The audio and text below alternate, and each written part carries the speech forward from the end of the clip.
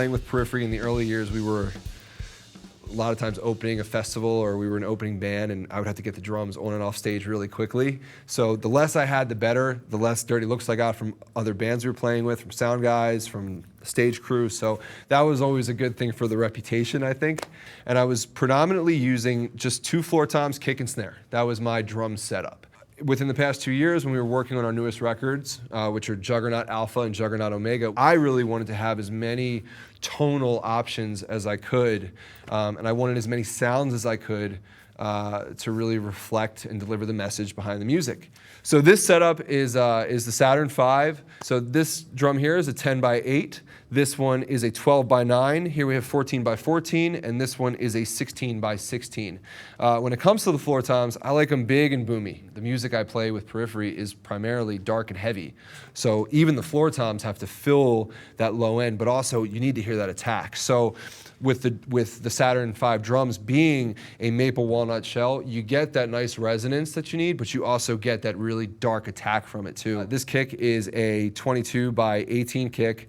Mapex kick drums are they're the best. What's really cool about all of the Saturn Vs is the bearing edge. So the shell is cut at an angle to where the drum head will sit completely flat around the edge. And that's called the Sonic Clear edge, which is something that Mapex is doing, which is pretty revolutionary when it comes to, drums that you can buy on the market. With these, because it is completely flat, you get that nice round contact around the drum head, and then when you put the rim on and you tighten everything down, it's just an even starting point. I mean, you're starting with everything dead even, so it's very easy to tune that way. It's very easy to keep track of.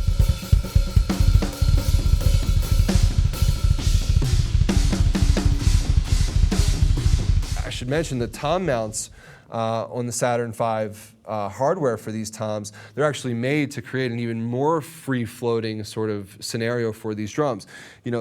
I can literally go like this and the drum's off the stand pretty much. So it's as free-floating and as resonant as you can get, almost as if it was just floating in thin air. So when you combine the Sonic Clear edge and you combine the free-floating part of the stand, you're getting as true of a tone to the wood as you could possibly get. I talked about the Sonic Clear edge on the drum, but we also have now this new Sonic Clear clamp that connects to the little mount here that holds the drum. And what's so unique about this is that it's one whole piece. A lot of times when you kind of try to use a clamp to put a drum on a stand, it's clunky and it's hard to move and the pieces are going everywhere.